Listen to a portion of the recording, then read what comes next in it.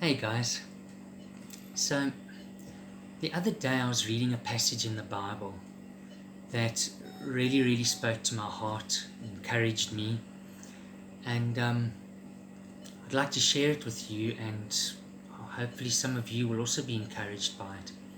So it's in John chapter 20, and the whole chapter is about Jesus' resurrection and how he appeared before the disciples to show them his hands where he was pierced and his side, to say, look, it is me, I have risen.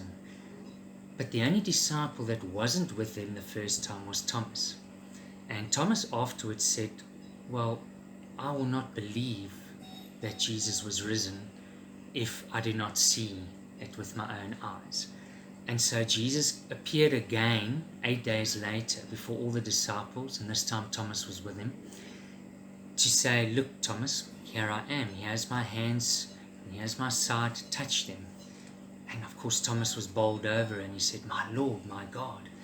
And he believed. And Jesus said an interesting thing, and this is what spoke to me.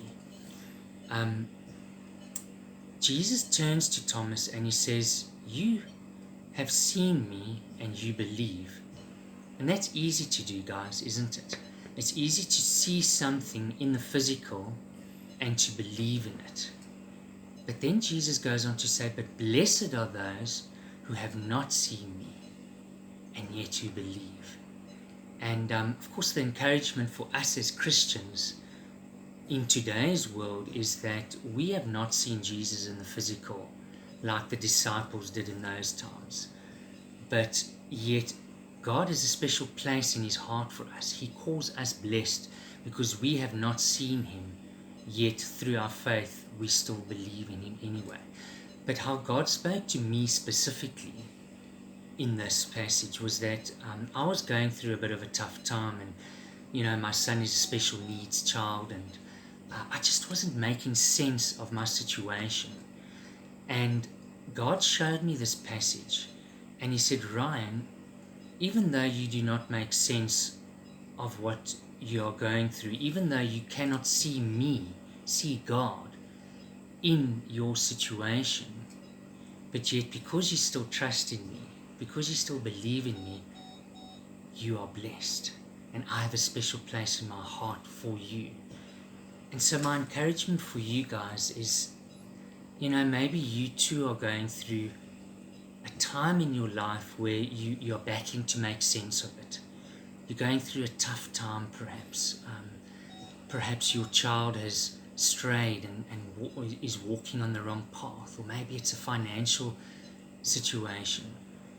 But yet, because even though you are battling to see God in the situation, you are still praying to him, you are still trusting in him, you are still believing in him. Your knees are still raw and calloused from getting down on them and just crying out to God. And so you're blessed, guys, not because of the tough situation that you are going through. You are blessed because you believe in him despite the tough situation that you are going through. And guys, it's also not always all about us, isn't it? It's not always about our pain that we are going through, but it's how we can help others through our pain. And let me say, your most profound ministry and your greatest ministry is birthed out of your deepest pain. It's not about you. It's about how God can use your pain to also help others. And so just to end this, my encouragement to you guys is, firstly, God has a special place in his heart for you.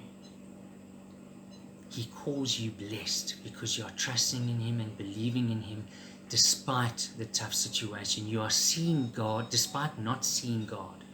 You are still trusting in him and believing in him. But secondly, I want to encourage you that it is not about you, and your ministry is birthed. Your greatest ministry is birthed through your deepest pain. But lastly, guys, I want to say, don't give up. Your breakthrough will come.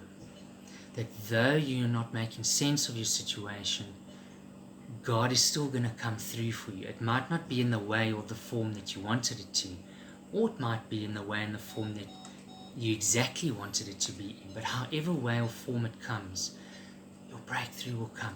So don't give up praying. Don't stop believing. God has a special place in His heart for you. He wants to use you to help others. So may you be blessed by this. Amen.